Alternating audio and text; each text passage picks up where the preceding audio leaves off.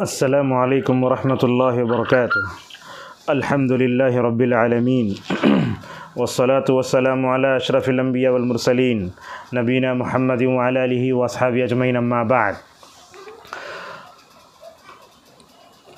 اس علمی حلقے میں آپ تمام کا خیر مقدم ہے۔ اللہ تبارک و تعالی ہم سب کو علم نافع، عمل صالح کی توفیق عطا فرمائے، آمین۔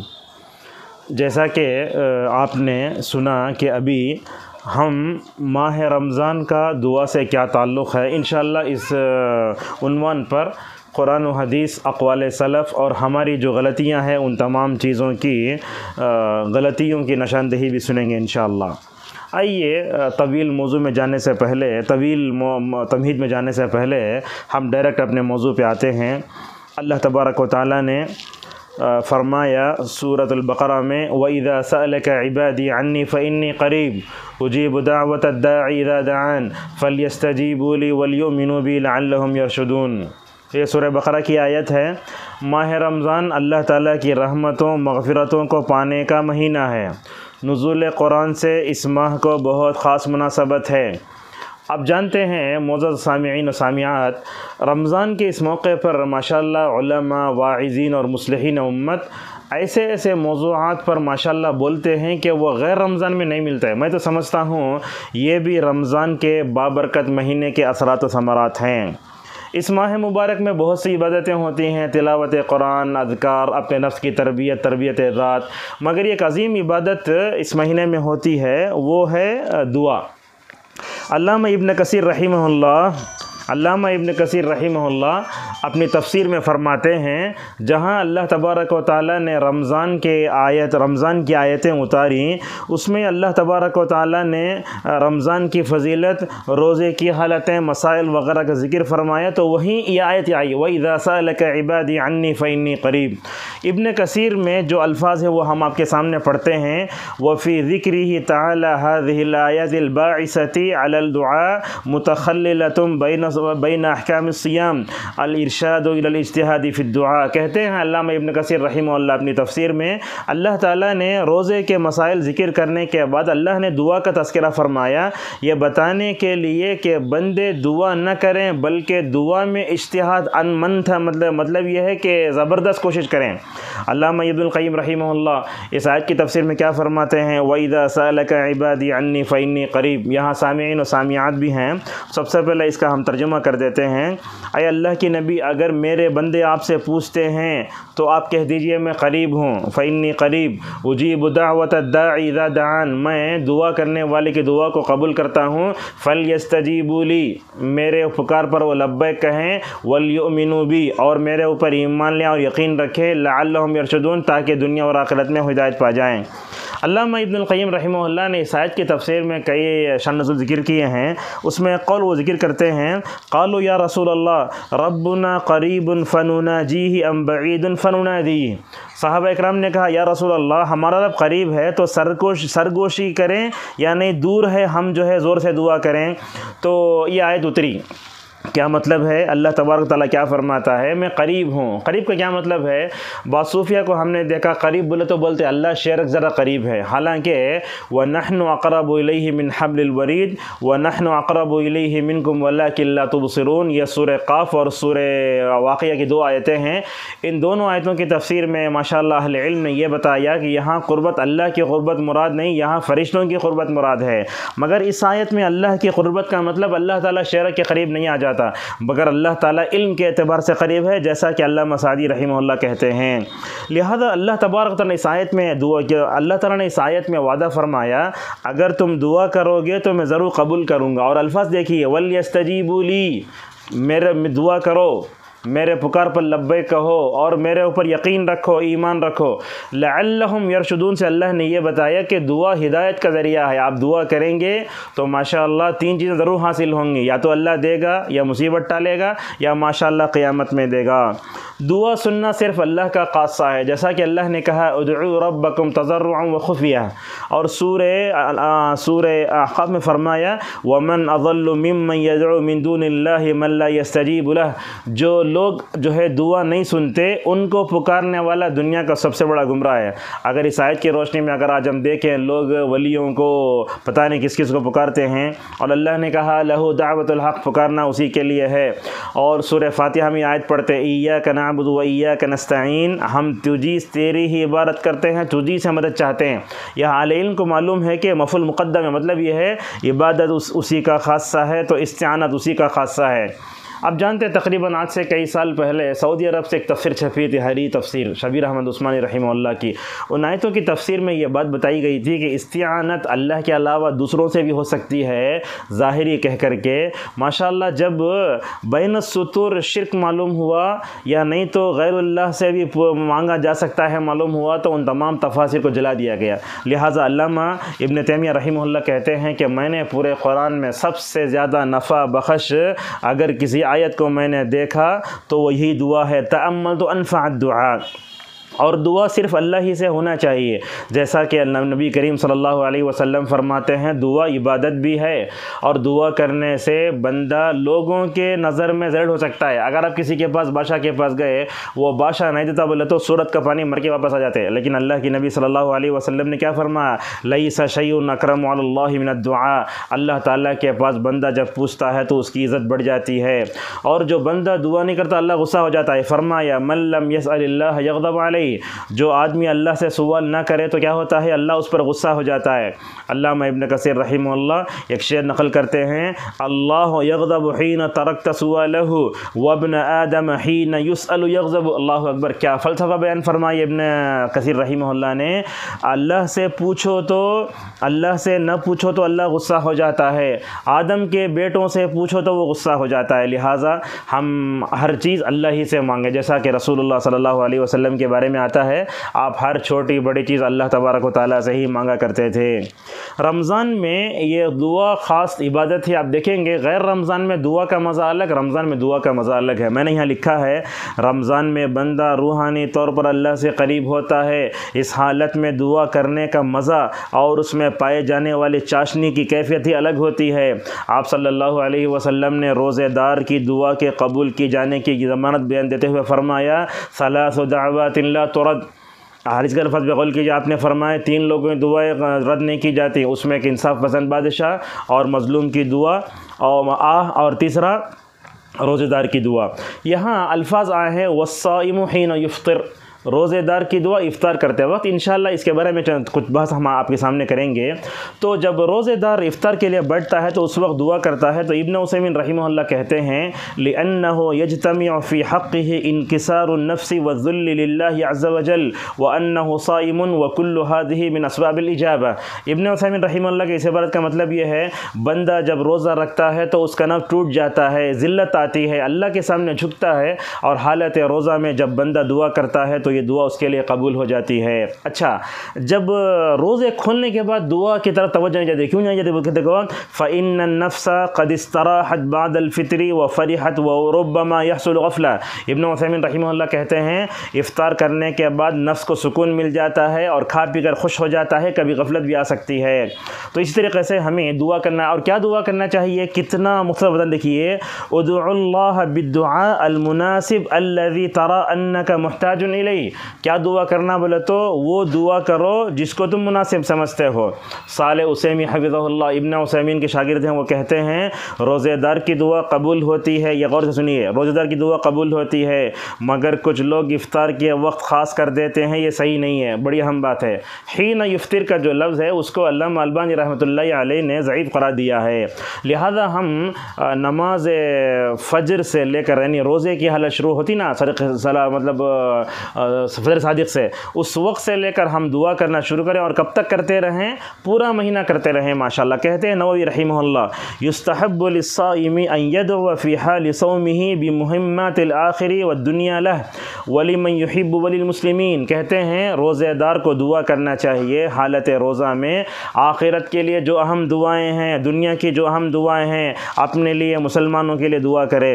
اور اس کے بعد کہتے ہیں فیقتضی استحباب دعاء الصائم الصائم من اول اليوم الى آخرہ، کہتے ہیں کہ روزے دار کی دعا ہونا چاہیے اول دن سے لے کر رمضان کے اختتام تک۔ تو اس سے معلوم ہوا کہ حین یفطر کا جو لفظ ہے وہ ضعیف ہے، بلکہ بیہقی میں انس بن مالک رضی اللہ عنہ کی روایت ہے، اس میں رسول اکرم صلی اللہ علیہ وسلم نے فرمایا ودعوۃ الصائم، روزے دار کی دعا۔ اس کا مطلب کیا ہوا؟ روزے دار کی دعا بولے تو پورا رمضان دعاؤں کی قبولیت کا ہے، ایسا نہیں کہ ہم افطار کا سامان سامنے رکھ کر بیٹھ کے دعا کریں، نہیں، ایسا ماحول ہم نے بنا لیا ہے، لہٰذا اس کو ختم کریں۔ اور ہمارے اپنے چینل میں اس حدیث کی تشریح بھی موجود ہے کہ ہم حالت روزہ میں رمضان پورا مہینہ دعاؤں کا ہے، لہٰذا رمضان کے آغاز سے لے کر رمضان کے اختتام تک پورا رمضان مکمل طور پر دعا کرنا چاہیے۔ معزز حاضرین و سامعین سامعات، دعاؤں کا ماحول پیدا کریں، اپنے بیوی بچوں میں ماحول پیدا کریں۔ ہمارے بچے روزہ نہ رکھیں تب بھی ان سے کہیں دیکھو بیٹا رمضان دعاؤں کی قبولیت کا وقت ہے، لہذا ہمیں اس طرف توجہ دینا چاہیے۔ ہمارے پاس کیا ہوتا ہے، رمضان میں ہم افطار کے سامان کو دسترخوان پہ رکھ کے ایسے دعا کرتے رہتے ہیں، کبھی سامنے بڑا رکھا ہوا ہے، کبھی موز ہے، کبھی پپئی ہے، وہ اٹھن جاتے تو مارتے لوگ، نہیں ویسے نہیں، آپ افطار کے لیے کھجور رکھے کافی ہے، ورنہ جو چیزیں کھانا ہے بعد میں کھا لیں، ورنہ ان چیزوں کو دیکھ کر کیا ہوتا ہے، انسان کی دعا میں جو کرنے کی جو دل جمعی اور بے توجہ آتی ہے وہ ختم ہو جاتی ہے۔ جیسا کہ رسول اللہ نے کیا فرمایا، لا صلاۃ بحضرت الطعام، کھانا رکھا ہوا ہے، آپ کو کھانے کی خواہش بھی ہے تو کھانا کھا کر ہی نماز پڑھنا۔ اگر کھانے پینے کی چیزیں سامنے رکھ دیں کہ آپ اس وقت دعا کریں تو کیسے دعا کا جو ہے توجہ آئے گی، لہٰذا اس طرف توجہ دیں۔ معزز حاضرین سامعین و سامعات، دعا بڑی اہم عبادت ہے، اس کی اہمیت کو بتانے کے لیے اللہ تبارک و تعالیٰ نے دعاؤں کو کیا کیا، دعاؤں کو نبیوں سے جوڑ کر بتایا۔ اور نبی کون ہیں؟ نبی الانبیاء علیہم الصلاۃ والسلام اللہ کے مقرب بندے ہیں۔ قرآن میں دیکھیں گے آپ، میں سمجھتا ہوں انبیاء کی کثیر دعائیں قرآن میں آئیں، سب سے زیادہ جس نبی کی دعا آئی وہ حضرت ابراہیم علیہ الصلاۃ والسلام کی دعا ہے، حضرت یونس کی دعا ہے، حضرت ابراہیم کی دعا ہے۔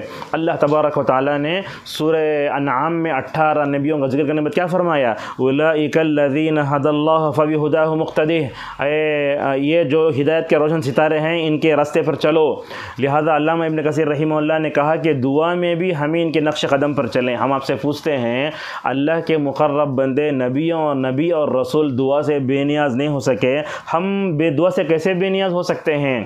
اللہ نے ان رسولوں کی تعریف فرمائی کہ نیک بندے ہیں، اور یہ نیک بندے اللہ تعالیٰ کو کیسے پکارتے ہیں؟ سورہ انبیاء میں اللہ تبارک و تعالیٰ نے کئی نبیوں کا تذکرہ کرنے کے بعد فرمایا، انہم کانوا یسارعون فی الخیرات ویدعوننا رغبا ورہبا، یہ انبیاء اور رسول ہیں جو خیر کے میدان میں آگے بڑھتے ہیں اور اللہ تعالیٰ کو پکارتے ہیں، اس کے رحمت کے امیدوار بنتے ہوئے اور اس کے عذاب اور اس سے خوف کھاتے ہوئے۔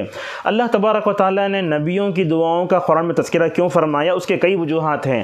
اگر آپ یہ جاننا چاہتے ہیں تو بہت مشہور کتاب ہے فقہ الادعیہ والاذکار، علامہ عبدالرزاق البدر حفظہ اللہ کی تقریباً 3 جلدوں میں ہے، وہ مفت ملتی ہے، سعودی عرب میں ماشاءاللہ ملتی ہے وہ۔ تو وہ فرماتے ہیں اللہ تبارک و تعالیٰ نے نبیوں کی دعاؤں کا تذکرہ قرآن میں کر کے ہم کئی باتیں بتانا چاہتا ہے۔ سب سے پہلی بات یہ معلوم ہوتی ہے، اللہ تبارک و تعالیٰ انبیاء کی دعاؤں کو ذکر کرتا ہے ربنا سے، ربنا ربنا۔ اس کا مطلب کیا ہوا؟ ربنا کا مطلب یہ ہوا کہ دعاؤں کو قبول کرنے والا اور جو چیز مانگی جا رہی ہے وہ دینے والی ذات صرف اللہ تبارک و تعالیٰ کی ہے۔ جیسے انبیاء جب اللہ تعالیٰ کی رحمت کے محتاج ہیں، ہم کیسے اللہ سے بے نیاز ہو سکتے ہیں؟ اسی لیے اللہ نے کیا کہا، وقال ربکم ادعونی استجب لکم ان الذین یستکبرون عن عبادتی سیدخلون جہنم داخرین، جو لوگ دعا نہیں کرتے جہنم میں داخل ہوں گے۔ اور اسی طریقے سے علامہ عبدالرزاق البدر حفظہ اللہ کہتے ہیں کہ رب کے الفاظ سے بتایا گیا کہ اگر اس کی تکرار کرتے دعا قبول ہوتی۔ وہ حدیث آپ جانتے ہیں ابو ہریرہ کی، ایک آدمی سفر میں ہے، بال اٹے ہوئے ہیں، رب اپنے ہاتھوں کو ایسے پھیلاتا ہے اور یا رب کہتا ہے۔ نبی نے کیا فرمایا؟ اس کا کھانا حرام، پینا حرام اور غذا بھی حرام کی۔ تو اس حدیث تشریح میں ابن عثیمین سے صالح عثیمی حفظہ اللہ نے نقل فرمایا، اس حدیث میں دعا کی قبولیت کے 2 اسباب بتائے گئے ہیں۔ کیا کیا؟ ایک تو سفر اور دوسرا رب کہنا۔ لہذا معلوم یہ ہوا کہ ہمیں جب دعا کرتے ہیں تو رب کہہ کر اللہ کی رحمت کو اپنی طرف متوجہ کرنے کی ضرورت ہے۔ اگر آپ کا دوست روٹ جائے تو کیسے بولتے آپ اسے؟ کبھی کنیت بولتے، کبھی نام بولتے، کبھی ان بول کے بلاتے، کبھی بنت بول کے بلاتے۔ اس طریقے سے ہمیں جب دعا کرنا چاہیے تو مکمل طور پر رب رب کے الفاظ بار بار کہیں، یا رب یا رب۔ اور اسی طریقے سے ان دعاؤں کو ذکر کرنے کا مقصد یہ بھی ہے کہ اللہ کے ساتھ ہمیں ادب کرنا چاہیے۔ دیکھو ایوب علیہ السلام کو مفسرین کے صحیح قول کے مطابق 18 سال تک آزمائے گئے، لیکن دعا کرنے کا طریقہ دیکھو، شکایت کے اس انداز پر قربان جاؤ، رب انی مسنی الضر وانت ارحم الراحمین، اللہ اکبر۔ اور اسی طریقے سے اللہ سے دعا کرنے کے آداب میں یہ جو نبیوں کی دعائیں ہمیں بتاتی ہیں کہ اللہ کی طرف شر کی نسبت نہیں کرنا چاہیے۔ کبھی کبھی ہم زیادہ بیزار ہو جاتے یا نہ تو آزماتے تو بولتے کئی کو اللہ تعالیٰ ہمارے گناہوں کے بدلے سے پکڑ رہا کہ ہم نہ۔ دیکھو حضرت ابراہیم الاعظم پیغمبر خلیل اللہ علیہ السلام کا ادب دیکھو، اللہ نے سورہ شعراء میں اس کو ذکر فرمایا ہے، وَإِذَا مَرِضْتُ، جب میں بیمار ہوتا ہوں تو وہ مجھے شفا دیتا ہے۔ اگر اس کی جگہ غیر نبی ہوتا تو بولتا تو مجھے بیمار کیا بولتا۔ یہی تو بے ادبی ہوئی شیطان سے، کیا بولا دیکھو، ربی بما اغویتنی، اے رب تو نے مجھے گمراہ کیا ہے، نعوذ باللہ۔ تو اس طرح کے بے ادبی ابلیس کی طرح ہمیں نہیں کرنا چاہیے۔ اور اسی طریقے سے ہمیں نبیوں کی طرح خیر مانگنا چاہیے۔ حضرت موسیٰ کو دیکھو، وہ درخت کے نیچے 2 لڑکیوں کو پانی پلا کر کے آ کر اللہ تعالیٰ کے طرف محتاجی کے پیش کرنے کے انداز پہ قربان جاؤ، کہتے ہیں رب انی لما انزلت الی من خیر فقیر۔ اس آیت کے بارے میں تو علماء بولتے جس کی شادی نہیں ہوتی وہ بار بار یہ آیت پڑھے تو موسیٰ کی طرح اس کو سسرال بھی مل سکتا ہے اور ماشاء اللہ کی مدد بھی حاصل ہو سکتی ہے۔ اور اسی طریقے سے ان آیتوں میں ہمیں ان انبیاء کی دعاؤں میں یہی بتایا گیا کہ کیا مانگنا چاہیے اور ترتیب کیا ہونا چاہیے۔ سب سے پہلے اپنے بارے میں مانگو۔ الرحمن کے بندوں کے اوصاف کا ذکر اللہ تعالیٰ نے سورہ فرقان کے آخر میں کیا۔ دیکھو اپنے لیے ربنا اصرف عنا عذاب جہنم، یہ دعا مقدم ہے۔ اس کے بعد ربنا هب لنا من ازواجنا وذریاتنا قرۃ اعین وجعلنا المتقین اماما آئی ہے۔ علامہ شوکانی رحمہ اللہ ان آیتوں ان دعاؤں کی ترتیب پر ڈالتے ہوئے کہتے ہیں رحمان کے بندے سب سے پہلے اپنے لیے دعا کرتے، بعد میں کیا کرتے، اپنے بیوی بچوں کے لیے دعا کرتے۔ یہی ہونا چاہیے۔ اللہ نے یہی تو کہا سورہ تحریم میں، یا ایھا الذین آمنوا قوا انفسکم واہلیکم نارا۔ اور اسی طریقے سے ہمیں ترتیب میں اپنے گناہوں پر بھی مکمل طور پر رونا چاہیے۔ اور نبیوں کی دعاؤں سے دعا کیا ہے، جامع دعا۔ انبیاء نبی کی دعا دیکھو، حضرت انس رضی اللہ عنہ کیا کہتے ہیں، اللہ کے نبی اکثر دعا کرتے ہیں ربنا آتنا فی الدنیا حسنۃ وفی الآخرۃ حسنۃ وقنا عذاب النار، مختصر دعا۔ اور اسی طریقے سے دعاؤں میں زیادتی بھی نہیں ہونا چاہیے۔ نبیوں کی دعاؤں میں دیکھیں گے آپ ماشاءاللہ کہیں بھی زیادتی نہیں ہے۔ انہ لا یحب المعتدین کی تفسیر میں علماء نے بتایا جو چیز ہم کو مانگنا نہیں چاہیے وہ نہیں مانگ سکتے، جیسا کہ عبداللہ ابن معقل رضی اللہ عنہ کہتے ہیں رسول اللہ صلی اللہ علیہ وسلم نے فرمایا میری امت میں طہارت کے باب میں، دعا کے باب میں اعتداء کرنے والے، حد سے آگے بڑھنے والے مل جائیں گے۔ علامہ بن باز رحمۃ اللہ علیہ اس آیت کی تفسیر میں فرماتے ہیں مثلا کوئی بندہ یہ کہے کہ اللہ مجھے نبی بنا دے، اے اللہ دنیا میں سارے کافروں کو اسلام کی دولت دے، ایسا نہیں ہو سکتا۔ تو اس طریقے سے دعا میں اعتداء نہیں کرنا چاہیے۔ ایک صحابی نے اپنے بیٹے کو دیکھا کہ وہ کہتا ہے اے اللہ جنت میں دائیں طرف ایک محل دے، تو صحابی نے وہاں اپنے بیٹے سے کہا اللہ سے جنت مانگو، جنت کے دائیں طرف محلے سے نہیں مانگنا چاہیے۔ اور اسی طریقے سے ہمیں ان دعاؤں نبیوں کی دعاؤں سے یہ معلوم ہوتا ہے کہ اللہ سے نیک عمل کا وسیلہ۔ دیکھو وہ بنی اسرائیل کے 3 لوگ تھے، غار کے منہ کو بند کر دیا چٹان نے، مگر دعا کے اندر وہ قوت تھی کہ انہوں نے نیک عمل کا وسیلہ لیا، ماشاءاللہ وہ چٹان ہٹ گئی۔ جب بات وسیلے کی آتی ہے تو ہمیں افسوس ہوتا ہے، لوگ رسول اللہ صلی اللہ علیہ وسلم صدقہ دعا کرتے ہیں، اور بالوں صدقہ فل بولنے کی بجائے کیا کرتے ہیں، وہ بصیری کا جو قصیدہ بردہ اس میں دعا پڑھتے ہیں یا ربی بالمصطفیٰ بلغ مقاصدنا، نعوذ باللہ۔ صدقہ طفیل آیا تو عربی میں بالمصطفیٰ آتا ہے، نعوذ باللہ۔ تو اس طریقے سے ہمیں اللہ تبارک و تعالیٰ سے اپنے نیک اعمال کا وسیلہ دعا کرنا چاہیے۔ تو شیخ سلیمان روحیلی حفظ اللہ میرے استاد ہیں، کل ایک ویڈیو کلپ سن رہے تھے، وہ کہتے ہیں نیک عمل کا وسیلہ بولے تو ایک عمل نیک کر ڈالنا، کرنے کے بعد اللہ سے بولنا اے اللہ میں نے نیک عمل میں بہت اجتہاد کیا، اے اللہ اگر یہ عمل تیری نظر میں مخلص ہوں میں تیرے عمل میں، اے اللہ تو اس عمل کے وسیلے سے ماشاءاللہ کیا کر دے۔ تو اس طریقے سے وسیلے کا غلط مفہوم لے کر لوگ کبھی درگاہوں پہ جاتے ہیں، اولیاء کے درگاہوں پہ نہیں ہونا چاہیے۔ اگر آپ وسیلہ کیا صحیح غلط کیا ہے اگر آپ یہ پڑھنا چاہتے ہیں تو علامہ ابن تیمیہ رحمہ اللہ کتاب پڑھ لیجیے، آپ کو جو ہے مکمل طور پر صحیح رہنمائی ہو جائے گی۔ اور اسی طریقے سے نبیوں کی دعاؤں سے یہ بات بھی معلوم ہوتی ہے کہ ہمیں اپنے لیے ساتھ میں اولاد کے لیے بھی دعا کرنا چاہیے۔ آج کل ہوتا یہ ہے ماں باپ اپنے بچوں کے لیے بددعا زیادہ کرتے ہیں، دعا کم کرتے ہیں۔ دیکھو ابراہیم کو ربی جعلنی مقیم الصلاۃ وجنبنی، کیا تڑپ رہے ہیں ربی حب لی من الصالحین۔ بلکہ تو میں سمجھتا ہوں کہ دعا ہی وہ جو ہے غیبی ہتھیار ہے جو بچوں کا مستقبل بناتا ہے۔ بلکہ اس میں سامیات بھی ہوں گی۔ ان خواتین سے میں کہنا چاہوں گا کہ نیک عورتوں نیک ماؤں کی دعائیں ماشاءاللہ بچوں کا مستقبل بناتی ہیں۔ دیکھو تڑپ کیسی تھی حضرت ابراہیم علیہ السلام کی، حضرت امام شافعی، امام احمد، امام بخاری کی، سب امت کی ایسی نیک مائیں تھیں، تڑپ جاتی تھی اپنے بچوں کے لیے اور نیک دعائیں کر کے ماشاءاللہ اپنے بچوں کو صدقہ جاریہ بنا کر چلے گئیں۔ اور اسی طریقے سے نبیوں کی دعاؤں میں اور ایک بات ہمیں معلوم ہوتی ہے کہ ہمیں دعا کر کے اس کے قبول ہونے کی فکر بھی کرنا چاہیے، قبولیت عمل کی فکر۔ ربنا تقبل منا انک انت السمیع العلیم، دنیا کی سب سے مقدس جگہ کعبۃ اللہ، وہاں کھڑے ہو کر ابراہیم و اسماعیل نے جب اس کی بنیادوں کو مکمل کر دیا تو وہاں کہنے لگے ربنا تقبل منا انک انت السمیع العلیم۔ میں نے کئی سال پہلے پڑھا تھا، علامہ بن باز رحمۃ اللہ علیہ اس آیت کو پڑھ کر زارو قطار رونے لگے، بولنے لگے دیکھو ابراہیم خلیل اللہ جیسے پیغمبر دنیا کے مقدس جگہ میں وہ کام کر کے اللہ سے قبولیت عمل کی دعا کی فکر کر رہے ہیں۔ ہم بھی مکمل طور پر نیکی کریں، نیکی کی حفاظت کریں اور عمل کے قبولیت کے لیے اللہ تبارک و تعالیٰ سے دعا کریں۔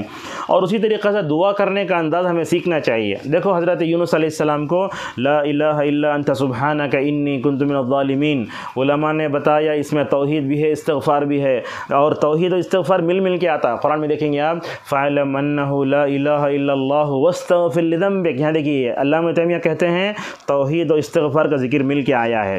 ہمارے پاس وقت کم ہے، اسی لیے تھوڑا جلد بولتے ہیں، آپ ہمارے سے بنے رہیے۔ دعا کے آداب کا ہمیں خیال کرنا چاہیے ماہ رمضان میں۔ سب سے پہلے دعا کا ادب یہ ہے کہ ہم حالت وضو میں دعا کریں تو بہتر ہے، جیسا کہ ابو بردہ حضرت ابو موسیٰ اشعری رضی اللہ عنہ سے کہتے ہیں کہ رسول اکرم صلی اللہ علیہ وسلم نے پانی منگوایا، وضو کیا، پھر آپ نے اپنے دعاؤں کو اٹھایا۔ ابن عثیمین رحمہ اللہ کہتے ہیں کہ دعا کرنے سے پہلے وضو کرنا مستحب ہے، ضروری نہیں ہے، اور اسی طریقے سے دعا قبلہ رو ہونا بھی افضل ہے، جیسا کہ طفیل رضی اللہ عنہ رسول اللہ صلی اللہ علیہ وسلم کو کہنے لگے یا رسول اللہ یہ قبیلے دوست اللہ اور اس کے رسول کی نافرمانی کر رہا ہے، آپ ان پر بددعا کر دیجئے۔ اللہ کی نبی قبلے کی طرف منہ ہو گئے، قبلہ رو ہو گئے، آپ نے اپنے ہاتھ اٹھائے، صحابہ تو لوگوں نے کہا ان پر بددعا کیجئے۔ ماشاءاللہ نبی صلی اللہ علیہ وسلم دنیا کے لیے رحمت تھے، آپ نے دعا زیادہ فرمائی، بددعا کم فرمائی۔ آپ نے کیا فرمایا؟ اللہم اہدی دوسا وأت بہم، اے اللہ قبیلہ دوس کو ہدایت دے، میرے پاس لے آ۔ ماشاءاللہ کیا ہوا؟ یہ اللہ کے نبی کی دعاؤں کی برکت کا نتیجہ تھا، ماشاءاللہ قبیلہ دوس مسلمان ہو گیا۔ اس میں سے سب سے زیادہ جس سے اسلام کو مسلمانوں کو فائدہ پہنچا وہ حضرت ابو رضی اللہ تعالی عنہ ہیں۔ بدر میں بھی رمضان کے موقع پر نبی کریم صلی اللہ علیہ وسلم نے رات بھر اللہ سے جو دعا کی تھی وہ دعا بھی قبلہ رو تھی، جیسا کہ ابو بکر کہتے ہیں رسول اکرم صلی اللہ علیہ وسلم دعا کر رہے تھے، اس موقع پر جو ہے میں نے دیکھا کہ آپ قبلہ رو ہیں اور قبلہ رو ہو کر دعا کرتے ہیں تو آپ کی سر گر جاتی ہے، تو میں نے پیچھے سے چادر اٹھائی۔ اور اسی طریقے سے ہاتھ اٹھانا چاہیے۔ کہاں ہاتھ اٹھانا، کیسے ہاتھ اٹھانا؟ عبدالسلام شعیر حفظہ اللہ کہتے ہیں کہ ایسا بھی ہوتا ہاتھ، اللہم شد، اللہم اغفر، اللہم، ایسا۔ اور اسی طریقے سے دوسری جو کیفیت ہے وہ اپنے ہاتھوں کو ایسے اٹھانا ہے، کہاں؟ کندھے کے نیچے۔ اور اپنے ہاتھوں کو کندھوں کے اوپر کہاں اٹھانا ہے؟ تو علماء کہتے ہیں کہ وہ استسقاء میں ہے یا کبھی مطلب شدت ہو جاتی ہے، حالات حضرت خراب ہو گئے تو اللہ کے نبی کے بغلوں کی سفید دیکھی گئی استسقاء میں، اور جب شدت زیادہ ہو گئی تو ایسے اٹھاتے۔ لہٰذا ہم دیکھتے ہیں رمضان میں قنوت میں لوگ ایسے ہاتھ اٹھا لیتے ہیں۔ عبدالسلام شعیر حفظہ اللہ کہتے ہیں نہیں، آپ قنوت میں دعا کریں تو ہاتھ اٹھا ایسے پر نہیں اٹھانا چاہیے۔ اور اسی طریقے سے دعاؤں کے ادب میں ایک ادب یہ بھی ہے کہ ہم دعا کریں تو ایسے کریں، جیسا آپ دیکھ رہے ہیں نا، ایسا نہیں ہے، ایسے تو استسقاء میں ہوتا، ایسے کرنا چاہیے، جیسا کہ اللہ کی نبی صلی اللہ علیہ وسلم کے بارے میں فرمایا اذا دعا جعل باطن کفہ الی وجہہ، ایسے کرتے تھے۔ اور اسی طریقے سے دعا کرنے کے آداب میں ادب یہ بھی ہے کہ اللہ کی تعریف کرنا، پھر رسول اللہ صلی اللہ علیہ وسلم پر درود بھیجنا چاہیے۔ نبی پر درود بھیجنے کے 3 احوال علماء نے بتائے، پہلے درود بھیجو، بیچ میں درود بھیجو، لاسٹ میں درود بھیجو۔ اللہ کے نبی صلی اللہ علیہ وسلم نے ایک آدمی کو دیکھا دیکھا وہ آدمی نبی اللہ کی تعریف کر دیا، نبی پر دعا نہیں پڑا، تو اللہ کے نبی نے فرمایا اس نے جلدی کی، لہذا اگر تم اگر دعا کرنا چاہتے ہو تو کیا کرو، سب سے پہلے اللہ کی تعریف کرو، بعد میں درود پڑھو۔ حضرت عمر رضی اللہ عنہ فرمایا کرتے تھے جو آدمی درود نہیں پڑھتا اس کی دعا لٹکتی رہتے زمین و آسمان کے درمیان میں۔ اور اسی طریقے سے جب دعا شروع کریں تو اپنے نفس سے کریں، جیسا کہ ابو ایوب کہتے ہیں ان النبی صلی اللہ علیہ وسلم کان اذا دعا بدا بنفسه، جب دعا کرتے تو اپنے نفس سے شروع کرتے۔ دیکھو خوب ستایا کفار مکہ نے، تو اللہ کی نبی صلی اللہ علیہ وسلم نے کیا کیا، اپنے لیے پہلے رحمت کی دعا کر کے بعد میں موسیٰ کے لیے دعا فرمائی، کہا رحم اللہ علینا وعلی موسیٰ، اور اپنے بیوی بچوں کے لیے بھی دعا کرنا چاہیے۔ یہ حدیث دیکھو ہمیں رلا دیتی ہے۔ حضرت عائشہ رضی اللہ عنہ کہتی ہیں ایک دن میں نے رسول اللہ صلی اللہ علیہ وسلم سے کہا دعا کیجیے، اللہ کے نبی نے ہاتھ اٹھا کر دعا فرمائیے، اے اللہ عائشہ کی مغفرت فرما دے تو اس نے اگلے پچھلے سارے گناہ جو کہ ماشاءاللہ جو ہے اس کے معاف کر دے۔ حضرت عائشہ کی خوشی کے ٹھکانے وہ نبی کی مبارک دعاؤں کے جملے سن کر عائشہ رضی اللہ عنہ خوشی کے مارے نبی کے گود میں پڑ گئی، اللہ اکبر۔ تو اللہ کے نبی نے ابو عائشہ سے پوچھا ایسرکی دعائی، اے عائشہ میں تمہارے حق میں دعا کرتا ہوں تو کیا تم کو اچھا لگتا ہے؟ تو کہا یا رسول اللہ آپ میرے حق میں دعا نہ کریں تو مجھے کیسے اچھا نہیں لگا۔ اور دیکھو نبی کا ظرف کیسے تھا، اللہ کے نبی نے فرمایا عائشہ کیا تم سمجھتی ہو کہ یہ دعا میں صرف تمہارے بارے میں کرتا ہوں؟ تو کہا ہر نماز میں ہر امتی کے لیے ماشاءاللہ یہ دعا کرتا ہوں۔ اور اسی طریقے سے دعا کرنے کے آداب میں ادب یہ ہے کہ بندہ جب گناہ کرتے رہتا ہے توبہ استغفار کر کے اللہ سے دعا کرے۔ جب بندہ گناہ کرتا ہے تو اللہ اور بندے کے درمیان میں ایک طرح کی وحشت آتی ہے، اور وحشت رکھتے ہوئے بندہ کیا نہیں کر سکتا، اللہ کے قریب نہیں ہو سکتا۔ اسی لیے آپ دیکھیں گے قیامت کے دن رسول اکرم صلی اللہ علیہ وسلم جب اپنے امت کے لیے سفارش کریں گے تو سجدہ کریں گے تواضع و عاجزی انکساری، تو اللہ کہے گا یا محمد ارفع راسک واشفع تشفع۔ تو اس طریقے سے ہمیں اپنے گناہوں پر نادم ہونا، میں تو سمجھتا ہوں اللہ کی تعریف کرنے کے بعد نبی پر درود بھیجنے کے بعد آپ سید الاستغفار پڑھو اور بار بار استغفار کرتے رہو۔ اور اسی طریقے دعا کے آداب میں ادب یہ بھی ہے کہ ہم دعاؤں میں کوئی بھی چیز 3 مرتبہ بولیں۔ ابن مسعود رضی اللہ عنہ کہتے ہیں کان النبی صلی اللہ علیہ وسلم اذا دعا ثلاثا واذا سأل سأل ثلاثا، اللہ کے نبی جب بھی دعا کرتے اور اس کے بعد سوال کرتے 3 بولتے اللہم اغفر لی، اللہم اغفر لی، اللہم اغفر لی۔ دیکھیے مغفرت کی دعا 2 سجدے میں کرتے وہاں تکرار کرتے، اور آپ نے قریش پر بد دعا فرمائی تو آپ نے کہا اللہم علیک بقریش 3 مرات، اور دعا مانگنا ہو پختہ ارادے سے مانگو۔ اللہ کی نبی نے فرمایا اذا دعا احدکم فلیعزم المسئلہ، دعا کرو تو پختہ ارادے سے مانگو، ایسا نہیں بولنا اے اللہ تو چاہے تو مجھے معاف کر۔ اور اسی طریقے سے کیا ہے ادعوا اللہ وانتم موقنون بالاجابہ، پورے یقین سے دعا کرو، فلیستجیبوا لی ولیؤمنوا بی، وہی بات کہی گئی ہے۔ اور غفلت کی حالت میں جو دعا کی جائے وہ قبول نہیں ہوتی۔ اور اسی طریقے سے دعا آہستہ کرنا چاہیے۔ حضرت زکریا کی اللہ نے تعریف فرمائی سورہ مریم کی آیت نمبر 3 میں اذ نادى ربه نداء خفیا، اور اللہ کے نبی صلی اللہ علیہ وسلم جب صحابہ کو دیکھا زور زور سے دعا کر رہے ہیں، آپ نے فرمایا اپنے نفس پر رحم کرو، تم جس ذات کو پکارو وہ گنگا بہرا نہیں ہے بلکہ سمیع و بصیر ہے۔ دیکھیے لا تجہر بصلاتک ولا تخافت بها، یہ جو آیت ہے عائشہ رضی اللہ عنہ کہتے ہیں دعا کے بارے میں اتری ہے، لہٰذا زور سے بھی نہیں آہستہ بھی نہیں، اپنے آپ کو سنا جیسے دعا کرو۔ آہستہ دعا کرنے میں کیا فائدے ہیں، علامہ ابن القیم رحمہ اللہ نے 10 فائدے بتائے، اس کو سن لیجئے۔ سب سے پہلے کیا ہے، آدمی جب آہستہ دعا کرتا ہے اس کا ایمان بڑھ جاتا ہے، اسے معلوم ہوتا ہے میں جس ذات کو پکار رہا ہوں وہ میری ہر چیز کو جانتا ہے۔ اور اسی طریقے سے آہستہ دعا کرنے میں اللہ کی ادب و تعظیم ہے۔ بادشاہ کے سامنے جا کے زور سے بولے تو غصہ آتا ہے اسے، آہستہ بولے تو دستخط کرتا ہوں، اللہ اکبر۔ تو اللہ تعالیٰ تو مالک الملوک ہے، اس کو پکارنا ادب و تعظیم سے، تضرع اور خوشی میں زیادہ ہے، یا رب یا رب یا رب، آہستہ پوچھو ماشاءاللہ کیسے ہوتا ہے۔ اور اسی طریقے سے چوتھا فائدہ اخلاص، 5واں دل جمعی، آپ آہستہ کریں گے تو دل جم کے آتا، اللہ تعالیٰ کی رحمت آپ کی طرف متوجہ ہو رہی، آپ اللہ کے قرب و قربت کا صحیح احساس ہوتا ہے۔ اور اسی طریقے سے 7واں یہ ہے کہ اگر آپ زور سے مانگیں تو دیر تک نہیں مانگ سکتے۔ آپ دیکھیں گے رمضان کے آخری عشاء میں آدھا گھنٹہ دعا ہوتے تو لوگ تھک جاتے، آہستہ دعا کریں تو گھنٹے مانگ سکتے ہیں۔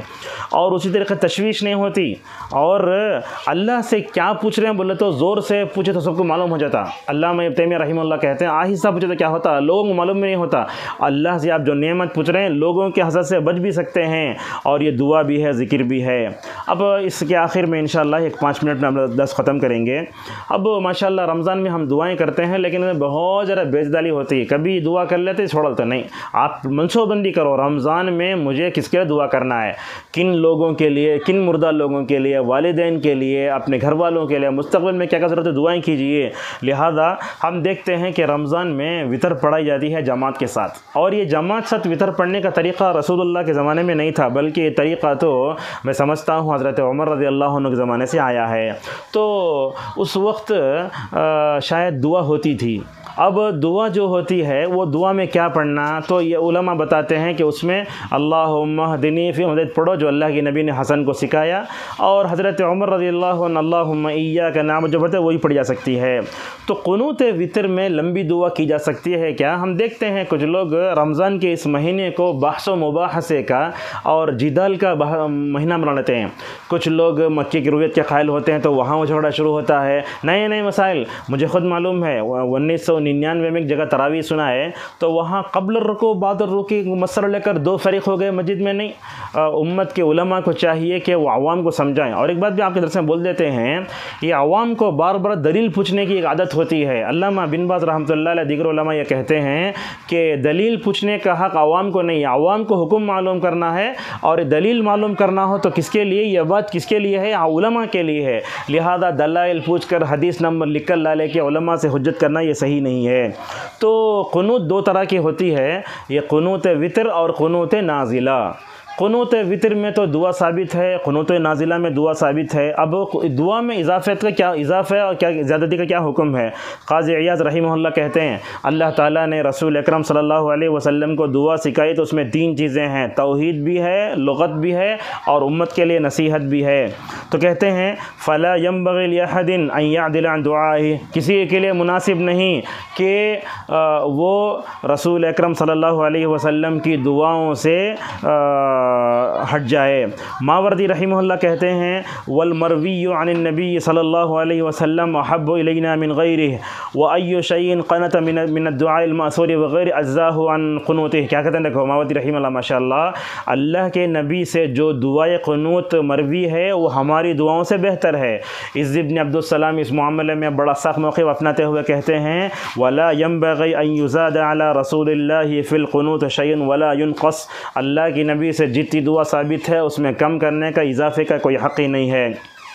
عمر رضی اللہ عنہ نے اپنے زمانے میں کیا کیا، شاید ان کے زمانے میں دعائیں لمبی ہوتی تھیں۔ کہتے ہیں ابن عثیمین رحمہ اللہ الشرح الممتع جلد 4 صفحہ 52 میں وَلَوْ زَادَ عَلَى ذَلِكَ فَلَا بَأْسَ، اگر دعا کو تھوڑا بڑھائے تو کوئی مسئلہ نہیں ہے۔ کیوں؟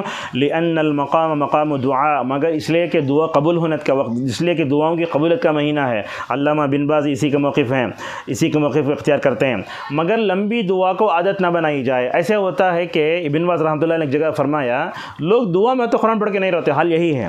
اور علامہ ابن تیمیہ رحمہ اللہ کہتے ہیں کہ لا ریب ان الاذکار والدعوات من افضل العبادات مبناها على التوقیف والاتباع لا على الهوى والابتداع۔ ماشاءاللہ کیا بات کہی، دیکھو یہ تو سونے کے پانی سے لکھنے کے لائق ہے۔ کہتے ہیں جو بھی ذکر اور دعائیں یہ تو افضل عبادت ہے، اللہ کی نبی صلی اللہ علیہ وسلم نے جتنی دعائیں سکھائیں اس وہ توقیفی ہیں، اتباع وہی ہے۔